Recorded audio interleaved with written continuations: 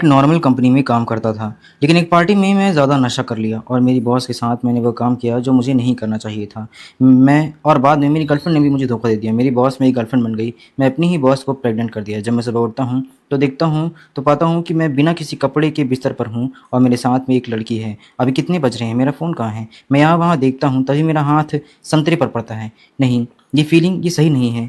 मेरी गर्लफ्रेंड के संतरे ऐसे नहीं हैं। मुझे एक सदमा लग गया। मेरा चेहरा सफ़ेद पड़ गया, मर गया। ये क्या हो रहा है? मैं मुड़कर देखता हूँ तो मेरे साथ मेरे बिस्तर पर मेरी बॉस है। वो मेरा दिमाग जल्दी काम करना बंद कर देता है। मेरे दिमाग जल्दी काम कर। आखिर ये सब क्या है? मैं अपनी बॉस के साथ वो सब कर रहा था। ये सब कुछ मैंने क्या कर दिया? मेरे सामने मेरी बॉस सो रही है। उसको देख कर के मुझे और सदमा लग गया। मैं ज़ोर से चिल्लाया जैसे मेरे शरीर से कोई आत्मा ही निकल गई हो। मेरा चेहरा पूरा सफ़ेद पड़ गया। मैं ज़ोर-ज़ोर से चिल्लाने लगा।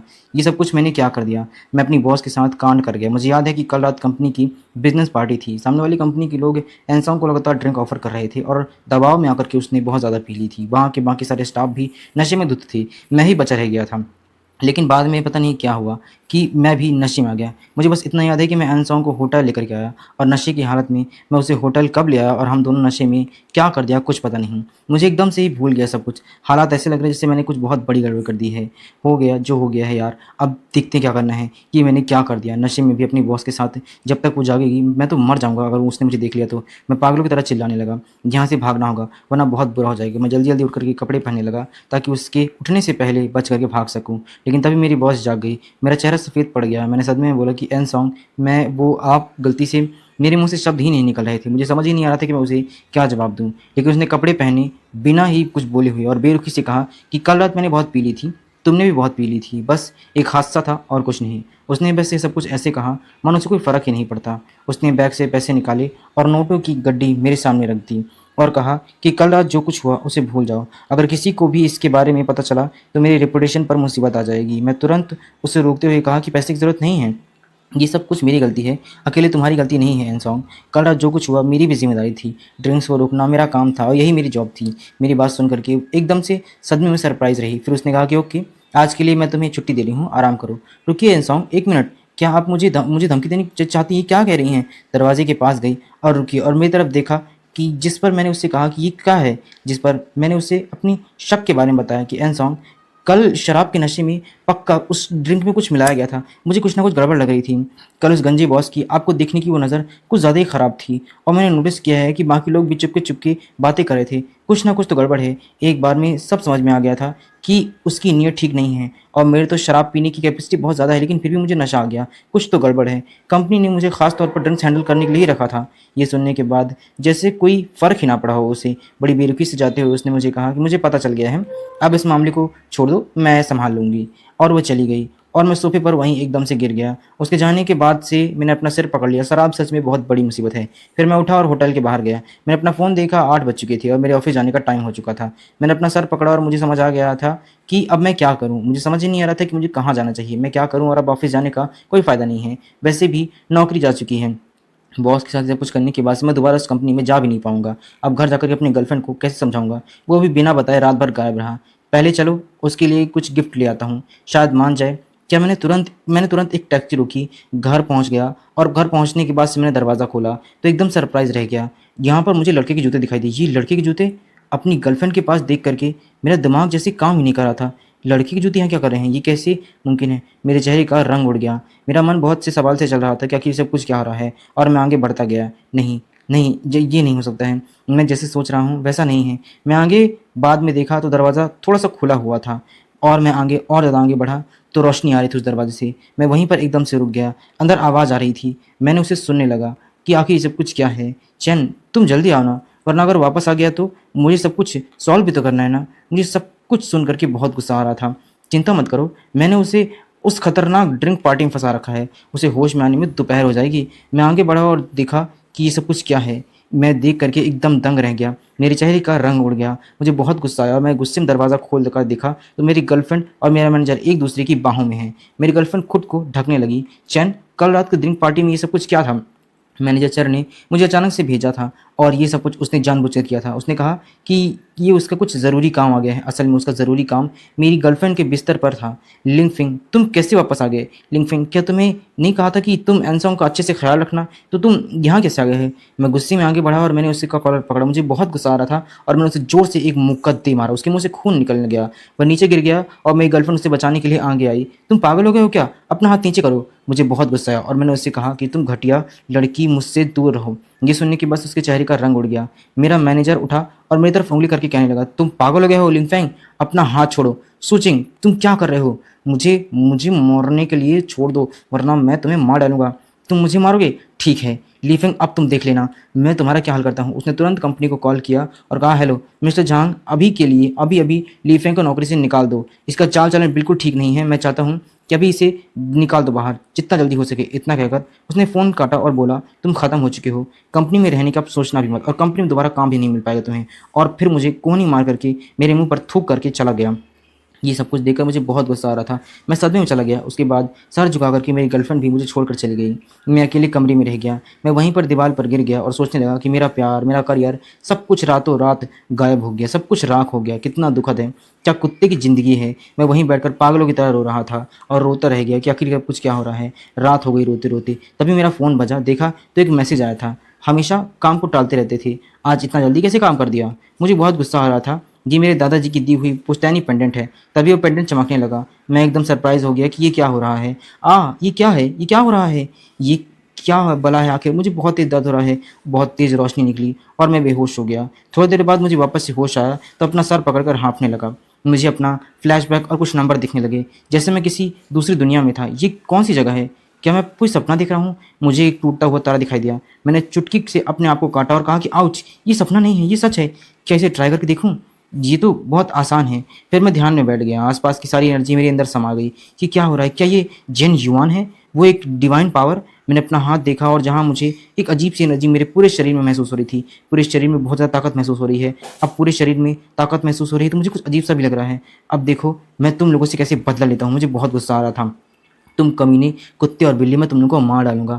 अब मुझे देखो, मैं फ़िलहाल शांत रहना होगा फ़िलहाल इस वक्त के लिए। मैंने गहरी सांस ली और फिर से ध्यान में बैठ गया। ध्यान करते करते मुझे पता ही नहीं चला कि कितना वक्त हो गया है। रात से सुबह हो गई और सुबह से रात, इस तरीके से दिन बीतते गए। तभी मेरा फ़ोन बजा। लगा कि क्या हो रहा है। तभी मैंने फ़ोन देखा। मैंने उठकर देखा कि टाइम कौन सा है। मैंने मन में सोचा कि कौन मुझे फ़ोन कर रहा है, मैनेजर चेंग का इंसल्ट करने वाला कॉल, या फिर कंपनी का टर्मिनेशन लेटर। हेलो, नहीं। आवाज़ सुनकर के मैं एकदम सरप्राइज रह गया। मैंने कहा कि एनसोंग, तुम ऑफिस क्यों नहीं आए? मैं कुछ बोल पाता इससे पहले उसने मुझसे कहा कि वो सब मुझे फ़र्क नहीं पड़ता है, आधे घंटे में कैफ़े में मिलो, ठीक है? थोड़ा ढंग के कपड़े पहन करके आना। वेट एनसोंग, प्लीज़ मेरी बात सुनो। मैं इसके आगे कुछ बोल पाता इससे पहले उसने फ़ोन काट दिया। मैं अपना सर खुजाता रह गया। ये क्या हो रहा है? क्या अब ये बदला लेने का वक्त आ गया है? फिर मैं उससे होटल गया जहाँ उसने मुझे बुलाया था, जहाँ वो बैठी हुई थी और फ़ोन चला रही थी। जैसे ही मैं होटल में आया उसने मुझे देख करके मन में सोचा, कुछ दिनों से वो पहले ज़्यादा हैंडसम लग रहा है। उसके साथ इसे कुछ करने के बाद भी मुझे कुछ भी अजीब महसूस नहीं हो रहा है। मैं होटल में आकर के कुर्सी पर बैठता हूँ, तभी होटल का स्टाफ मुझे मेन्यू देता है, जो कि इतना महंगा होता है कि मुझे उसे देखते ही सदमा लग जाता है। कैफ़े की सबसे सस्ती ड्रिंक भी 300 से ज़्यादा की है। 1 कप नींबू पानी ले आओ। एनसोंग, आपने मुझे यहाँ क्यों बुलाया हुआ है? उसने चाय की एक चुस्की ली, फिर कहा कि कल रात की बात सही है। कल रात ड्रिंक में पक्का कुछ मिलाया गया था, जिस पर मुझे समझ में आ गया था कि ये काम किसका है। और मैं गुस्से में कहा कि वो वांग हाइशान। तभी उसने शरारती अंदाज में मेरे पास आते हुए कहा कि वो गंजा आदमी, मुझे पहले से पता था कि वो ठीक नहीं है। हाँ तो एनसोंग, मुझे कोई और बात नहीं करनी है। मुझे एक फ़ेवर चाहिए। कैसा फ़ेवर? मेरे बॉयफ्रेंड बन जाओ। ये सुनने के बाद से मैं एकदम सदमे में रह गया कि सरप्राइज़ रह गया कि ये क्या बोल रही है। मतलब क्या तुम्हारा, कि मैं तुम्हारा बॉयफ्रेंड बन जाऊँ? मेरा मुँह खोला का खुला रह गया। मैं खुले मुँह से ही उसकी बातें सुन रहा था। उसने कहा कि मतलब ये है कि तुम्हें बस मेरा कुछ वक़्त के लिए बॉयफ्रेंड बनना होगा, एक दिखावा करना होगा। बस कुछ जगहों पर मेरे साथ चलना होगा और कुछ लोगों को इग्नोर करना होगा, जिससे मैं मिलना नहीं चाहती हूँ। मैंने अपना सर खुजाया कि क्या? क्योंकि मुझे कुछ समझ नहीं आ रहा था। ये काफ़ी है, और ये तो काफ़ी तो सरप्राइज़िंग था कि अचानक से अपनी बॉस का बॉयफ्रेंड बन जाना मुझे समझ नहीं आ रहा था। मैंने कहा कि मैं ही क्यों? जिस पर उसने एकदम से गुस्से में कहा, क्योंकि तुम मेरे लिए परफेक्ट हो। इतना बोलते हुए उससे अपना जैसे होश आया कि वो क्या बोल रही है। फिर उसने शांत होते हुए बोला कि तुम थोड़े सीधे-साधे हो, और अगर तुम नहीं मानते तो मैं सबको बता दूँगी कि तुमने मेरे साथ क्या किया है। मुझे थोड़ा गुस्सा आया, लेकिन फिर मैंने शांत होकर कहा, क्यों? क्या मतलब है? क्योंकि तुम मुझे इस तरीके से ब्लैकमेल करना चाहती हो? लेकिन थोड़ी देर बाद मैं शांत हो गया, क्योंकि मैं जानता हूँ कि मैं चाह करके भी कुछ नहीं कर सकता, और ये कोई बहुत बड़ी बात नहीं थी। मुझ पर दबाव मत डालो, मैं ये तुम्हारी वजह से कर रहा हूँ, वरना उस रात क्या हुआ मुझे तो पता भी नहीं है, मुझे फ़र्क भी नहीं पड़ता इस बात से। जिस पर मेरी बॉस ने कहा कि ठीक है, अभी आओ मेरे पास। मैं उठा अपनी सीट से और जाकर के उसके बगल में बैठ गया। तभी रूम की घंटी बजी और उसने चाय की शांति से एक चुस्की ली और बार-बार दरवाजे की तरफ मैं देख रहा था। तो वहाँ से क्या क्या आने कौन वाला है? तभी वहाँ से एक काफ़ी हैंडसम आदमी आया। वो काफ़ी रिच लग रहा था और सीधे एन सॉन्ग के पास आकर के काफ़ी खुशी से बोला कि हेलो एन लियोन, तुम काफ़ी दिनों बाद दिखाई दी। लेकिन जैसे ही उसकी नज़र मुझ पर पड़ी, उसका चेहरा एकदम से उतर गया। लेकिन फिर भी उसने झूठी मुस्कान लेते हुए उसने पूछा कि ये कौन है? मेरी बॉस ने अपना हाथ मेरे हाथ पे रखते हुए कहा कि ये कोई खास नहीं है, बस ये मेरा बॉयफ्रेंड है। ये सुनने के बाद से उस आदमी के चेहरे का रंग ही उड़ गया कि उसका भी कोई बॉयफ्रेंड है। जिस पर उस आदमी ने पूछा कि तुमने बॉयफ्रेंड कब बनाया?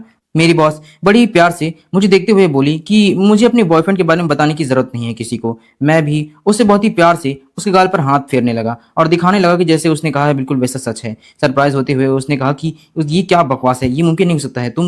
तुम दोनों के परिवार बिल्कुल अलग अलग हैं। तुम दोनों इस तरीके से एक कैसे हो सकते हो? वो इतना बोल ही पाया था कि मैं हाथ उठा करके उससे रोक दिया। सॉरी सर, मैं और एनलन अभी डेट पर हैं। अगर कोई ज़रूरी काम नहीं है तो आप जा सकते हैं। ये सुनने के बाद से उसका चेहरा उतर गया और उसकी उम्मीदों पर पानी गिर गया, जिसकी वजह से वो गुस्से में बोला, मिस्टर लिन फेंग, आप क्या काम करते हैं? एनलिन के साथ रहने के लिए आपको कोई अच्छा बैकग्राउंड तो होगा। मैं जानता था कि वह मुझे जानबूझकर चिढ़ाने के लिए ये सब कुछ कह रहा है और उसके चेहरे पर स्माइल साफ दिख रही थी। तभी मेरी बॉस एकदम से मुझे चिढ़ाते हुए बोली कि वो एक आज़ाद पंछी है और एकदम से मेरे पास आ गई। मुझे उसका यही सादगी भरा अंदाज पसंद है। मैं एकदम सरप्राइज हो गया। उसके इतने करीब आने से मेरे मन में एक अजीब सी हलचल महसूस होने लगी। उसके इस छुअन से मुझे कुछ महसूस हो रहा था। इससे बहुत अच्छी एक्टिंग आती है, मैंने सोच रहा था। हाँ, ये कहते हुए मैंने उसके गले लगा लिया और अपना हाथ फिरा ताकि हमारी जो नकली डेट है वो एकदम असली लगे। उस आदमी का पारा 7वें आसमान पर पहुंच गया। उसने गुस्से में कहा कि अच्छा, तो तुम लोग अब डेट कर रहे हो, अपनी डेट को एंजॉय करो, मैं चलता हूँ। इतना कहकर वो जल्दी जल्दी वहां से चला गया गुस्से में। उसके जाने के बाद से मैंने एक गहरी सांस ली। आखिरकार वो चला गया। इतना सुनते ही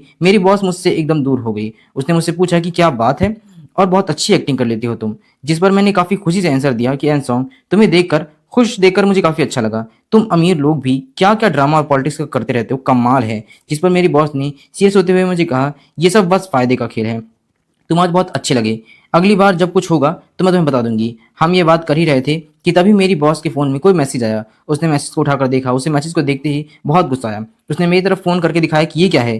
क्या तुम इसका मतलब समझ सकते हो या मुझे समझा सकते हो ये सब कुछ क्या हो रहा है? जिस पर मैंने बहुत ही कामली आंसर दिया, जैसा कि तुमने देखा ही होगा एन सॉन्ग, मुझे कल निकाल दिया गया है। जैसे ही उसने ये बात सुनी कि मुझे निकाल दिया गया है, पता चलते ही उसने बहुत गुस्सा आया। क्या मतलब ये निकाल दिया गया है? मैंने उसे सारी बात बताई कि कल कैसे उसने प्लान बनाया हुआ था और क्या क्या हुआ। उसका सारा का सारा ड्रामा सामने आ गया था। हमारी ड्रिंक में नशा मिलाना और यहाँ तक कि सब कुछ जो कल रात मैनेजर चैन ने मेरी गर्लफ्रेंड के साथ किया हुआ था, मैंने उसे अपनी गर्लफ्रेंड के साथ देख लिया था। और क्योंकि उसका प्लान फेल हो गया तो उसने मुझे नौकरी से निकाल दिया, ये कहकर कि मेरा कैरेक्टर खराब है। नहीं, ये बात नहीं है कि मेरी गर्लफ्रेंड ने मुझे धोखा दिया है, बल्कि बात यह है कि मैनेजर के साथ वो सो करके अपना प्रमोशन करना चाहती थी। गुस्से में आकर के मैंने उसे मौके में आकर के पीट दिया। ये सुनने के बाद से उसने एकदम से कहा कि ये क्या बकवास है।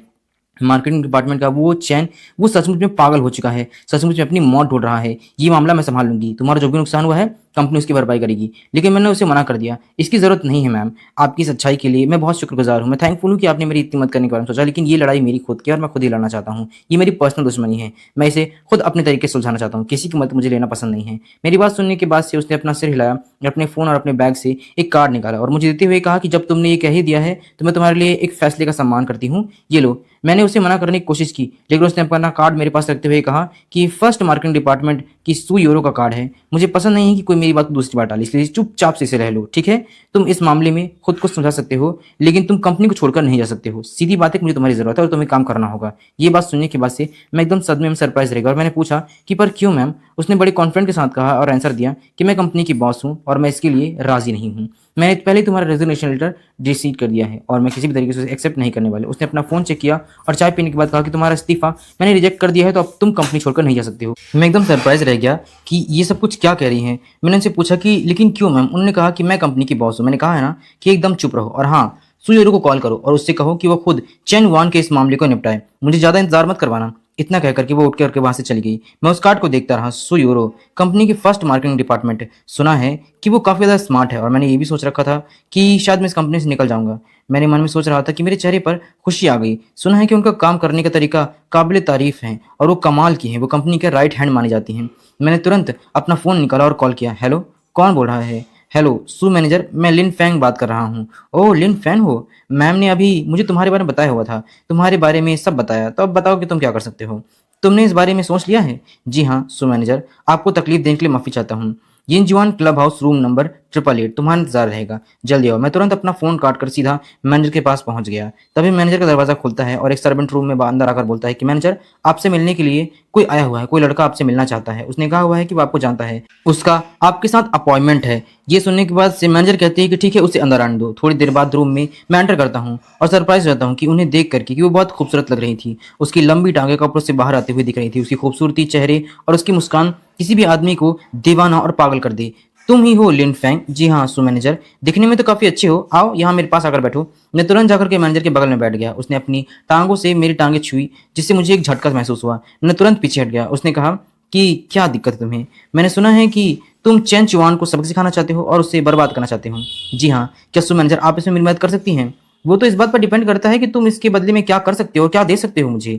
ये बोलने के बाद से उसने अपनी टांगें उठाई और मेरे ऊपर रख दी, जैसे वो कुछ कहना चाहती हो। इशारे में अपना सिर चटाते हुए मैंने कहा कि सॉरी मैम, फिलहाल तो मैं आपको देने के लिए कुछ भी नहीं दे सकता हूँ, क्योंकि मेरे पास कुछ भी नहीं है। इसके बाद उसने अपनी टांगे नीचे की और बोला कि मुझे पता है कि चेन चुआन के हाथ एक बहुत बड़ी डील लगी है। अगर तुम इस डील को उससे छीन पाओ तो बहुत बड़ी बात होगी। वो सोफे पर से उठी और जाकर के कॉन्ट्रैक्ट निकाला काउंटर से और कहा कि कल इस कॉन्ट्रैक्ट को साइन होना है। क्लाइंट बहुत अमीर औरत है जिसका नाम झा जुएल है। अगर तुम किसी भी तरीके से उससे ये डील छीन सको तो हमारा काम बन जाएगा। मैंने उसे कॉन्ट्रैक्ट पेपर लेकर के पढ़ने लगा और वहां जाकर सोफे में बैठ गई। वो कॉन्ट्रैक्ट पढ़ते हुए मैंने उससे पूछा कि आखिर ये क्या है, इसके लिए मुझे क्या करना होगा, जरा मेरे पैर दबा दो। ये सुनने के बाद से मैं सरप्राइज हो गया। सुनो मैनेजर, क्या आप सच में सीरियस हैं? अच्छा ठीक है, अब मैं तुम्हें और नहीं चढ़ाऊंगी। मैम ने खुद मुझे तुम्हारी मदद के लिए कहा हुआ था, तो मैंने सोचा थोड़ा सा तुम्हें मेरे साथ मजाक करने में कोई दिक्कत नहीं होगी। तो भला तुम्हें क्या परेशान करेंगी? मैं इस कॉन्ट्रैक्ट को पढ़ने के बाद बताने लगा कि झा जुएल 35 साल की उम्र है और 3 साल पहले उसके पति का देहांत हो गया है, जो इसके लिए एक दर्जनों ब्यूटी पार्लर, चैन की कई महंगी प्रॉपर्टीज छोड़कर गया हुआ है। उसकी काबिलियत और उसकी ताकत काफी ज्यादा है। उसकी तबीयत अक्सर खराब रहती है और उसे माइग्रेशन की प्रॉब्लम है। वो हर हफ्ते बिना चूके यूनजियान क्लब हाउस में अपनी थेरेपी के लिए आती है। आज इत्तेफाक से उसी थेरेपी का दिन है और वैसे भी ज्वेल दीदी से मेरी बहुत पुरानी जान पहचान है। तो अगर तुम चाहो तो ये कॉन्ट्रैक्ट उससे आसानी से हासिल कर सकते हो। जिस पर मैंने कहा कि मैं ज़रूर करूँगा। क्या मुझे उसके पास जाकर के बात करनी चाहिए? मैं सोफे से उठा और मैंने कहा कि नहीं मिसेस सू, मैं किसी भी का एहसानमंद नहीं हूँ और मैं किसी भी तरीके से किसी की मदद नहीं लेना चाहता। मुझे पता है कि मुझे आगे क्या करना है।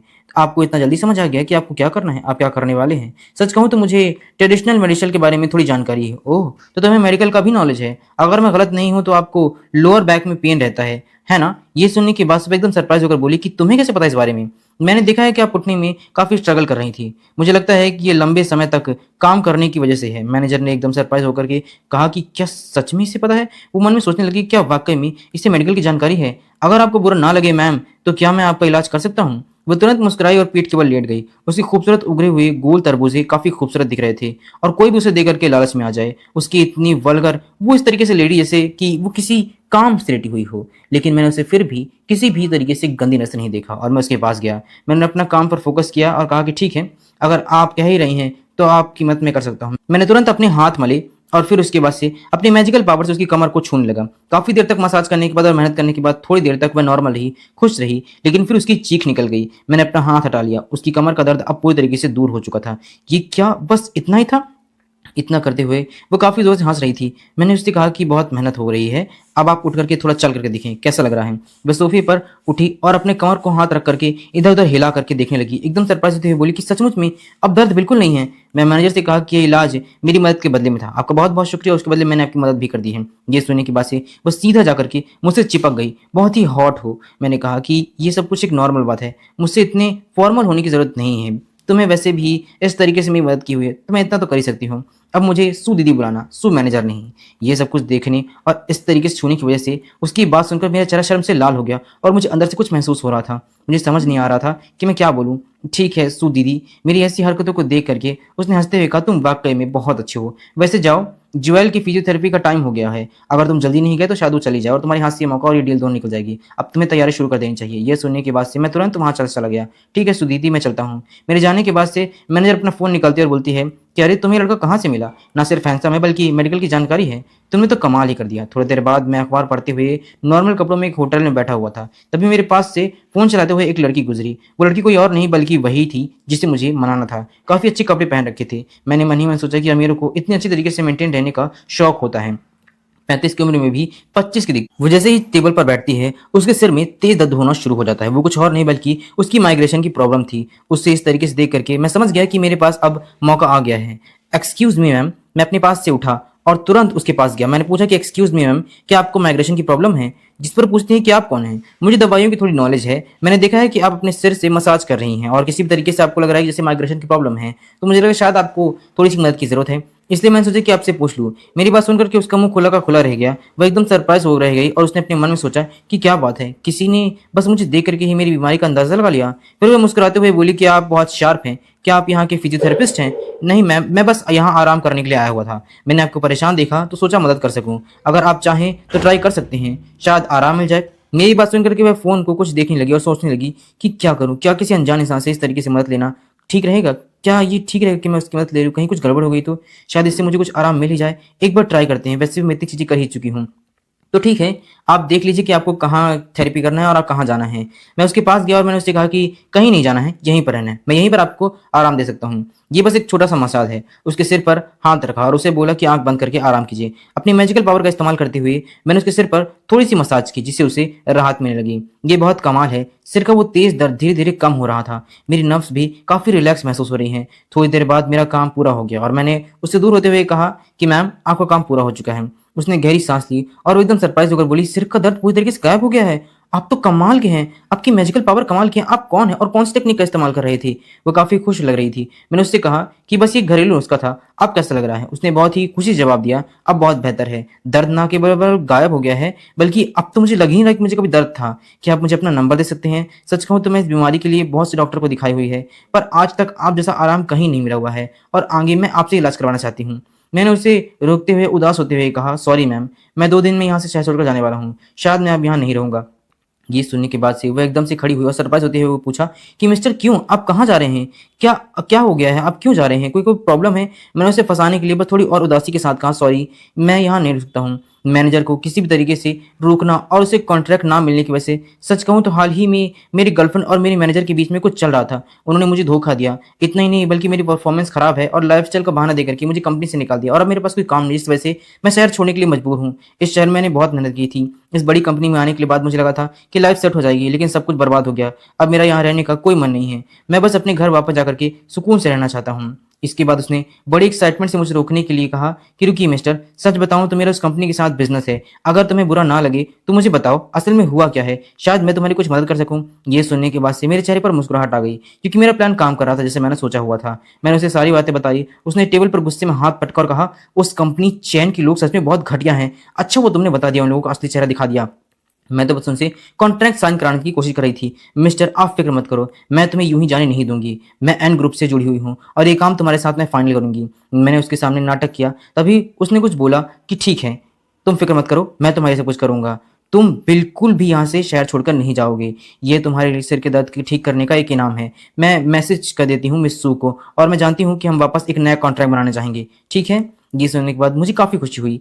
मैंने काफ़ी खुशी से कहा कि अगर आप ऐसा कर रही हैं तो मुझे बहुत खुशी होगी, मैं ज़रूर मानूंगा। फिर उसने शर्माते हुए मुझसे पूछा, मिस्टर, वैसे क्या मैं आपका पर्सनल नंबर ले सकती हूँ? अगर मुझे फिर से माइग्रेशन हुआ तो मैं आपको कॉल कर सकती हूँ? बिल्कुल, अगर आपका मसाज या रिलैक्स चाहिए तब मुझे कॉल कर लीजिए। ये लीजिए मेरा नंबर। मैंने अपना फ़ोन निकाला और अपना क्यूआर कोड निकाल के उसे दे दिया ताकि वो स्कैन करके मेरा कॉन्टैक्ट ले सके। Thank you mister. फिर मैं होटल से बाहर आ गया। तभी मेरा फ़ोन रिंग करने लग गया। मैंने फ़ोन निकाल कर कहा कि हेलो सूदी, आप बोल रही हैं? उसने कहा कि हाँ ठीक है। मिस्टर लिन से बात सचमुच में निकल चुकी थी। सू ने फ़ोन उठाया और कहा कि सब कुछ ठीक हो चुका है। सू की बदौलत ही हुआ है सब कुछ। तुम बहुत तेज हो। कल सुबह मार्केटिंग डिपार्टमेंट की रिपोर्ट करना होगा। अब थर्ड डिपार्टमेंट में रहने की तुम्हें जरूरत नहीं है। मेरे साथ काम करो। अब से तुम मेरे नीचे काम करोगे। मैं इस बात से काफी खुश था। मेरी नौकरी गई, लेकिन उससे भी अच्छी मुझे नौकरी मिल गई। मैंने उससे कहा कि ठीक है सूदी, मैं टाइम पर पहुंच जाऊंगा।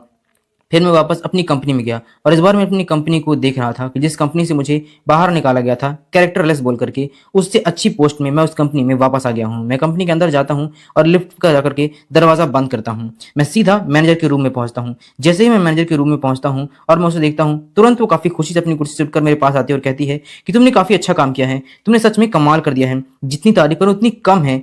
तुमने तो वो कर दिया जो बहुत मुश्किल था। सो ये रहा तुम्हारा कॉन्ट्रैक्ट। आप इतना तारीफ भी मत कीजिए, और वैसे भी आप एक बारी कॉन्ट्रैक्ट देख लीजिए कि इसमें कोई प्रॉब्लम तो नहीं है। मैनेजर कॉन्ट्रैक्ट को पढ़ती है और बोलती है कि कॉन्ट्रैक्ट में कोई प्रॉब्लम नहीं है। इस बार तो ऐसा लग रहा है जैसे तुम मैनेजर चैन को बहुत बड़ा झटका दे रखा है और उसे बहुत तगड़ा लॉस होने वाला है। अच्छा हुआ, उसके साथ ऐसा ही होना चाहिए। तुम पहले खुद थोड़ा यहाँ वहाँ घूम लो, मैं जरा सर एन को रिपोर्ट करके आती हूँ और साथ ही तुम्हारे ट्रांसफर को भी पक्का करा देती हूँ। वो कुर्सी से उठ करके जाने लगी। ओके, मैं आपको यहीं इंतजार करूंगा। प्रोसेस के हिसाब से अगर मैं उनके पास जाना पड़ेगा तो ये बात सही भी है। वैसे मैं तुम्हारे लिए कुछ उनके लिए अच्छी बातें भी कह दूंगी ताकि तुम्हारा हो सकता है प्रमोशन हो जाए। इतना कह करके वो बाहर चली गई। उसके जाने के बाद से मैंने सोचा वैसे भी यहाँ रुककर इंतजार करना पूरी तरीके से बेकार है, तो क्यों ना मार्केटिंग डिपार्टमेंट के थर्ड फ्लोर में जाकर के अपना सारा सारा सामान समेट लूँ। मैं सीधा लिफ्ट में गया और लिफ्ट का बटन दबा करके लिफ्ट के फ्लोर पर पहुंच गया। जैसे ही मैं बाहर निकला सभी लोग मुझे देखकर सरप्राइज हो गए, क्योंकि मैं एकदम कॉन्फिडेंट और हीरो की तरह एक्ट कर रहा था और कहीं से चल रहा था। सब कुछ देख करके मेरे बारे में बातें करने लगे।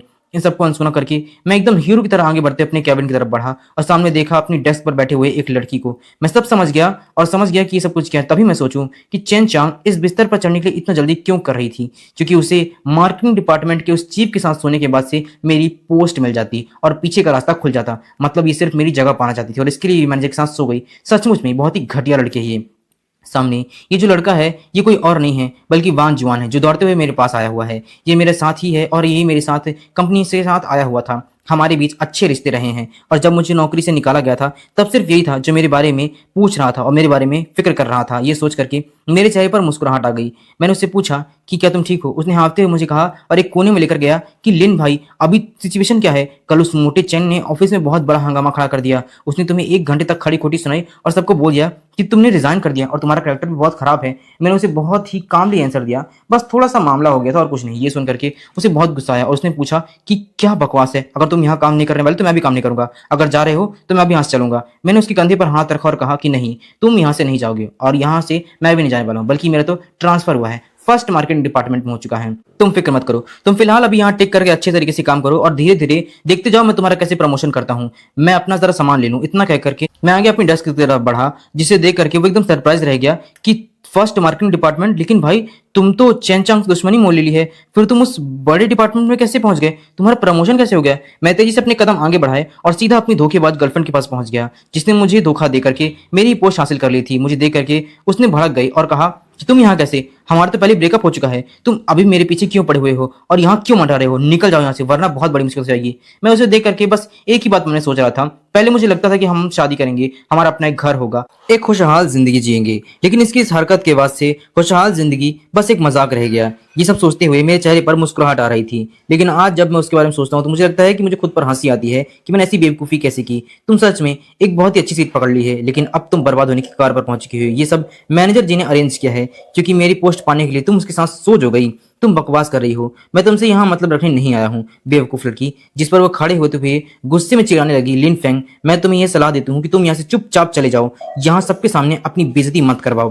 क्या कहा तुमने? बेइज्जती? मैंने बहुत ही बेशर्मी और चिढ़ाने वाले अंदाज में मुस्कुराते हुए कहा कि क्या बकवास है, कौन सी बेइज्जती और किसके साथ बेइज्जती तुम बात कर रही हो? किसके सामने की बेइज्जती की बात कर रही हो? तुम एक बेवकूफ हो और तुम्हारी जैसी गंदी औरत को मैं थूकना भी पसंद नहीं करता हूँ। मेरी बात सुन करके आसपास के लोग बातें करने लगे। लिन फेंग, ये वापस कैसे आ गया? इसने तो अभी मैनेजर चैन को पीटा हुआ था ना, फिर ये यहाँ वापस आने की हिम्मत कैसे हुई? और ये इससे अच्छी पोस्ट से मिल चुकी है। अंदर की खबर बताऊं, सुकिंग इसकी गर्लफ्रेंड है। जरा सोचो इसके बारे में, ये लड़की कोई मामूली चीज नहीं है, इतनी जल्दी इस पोस्ट में पहुंचना, वो भी मैनेजर के साथ सो करके।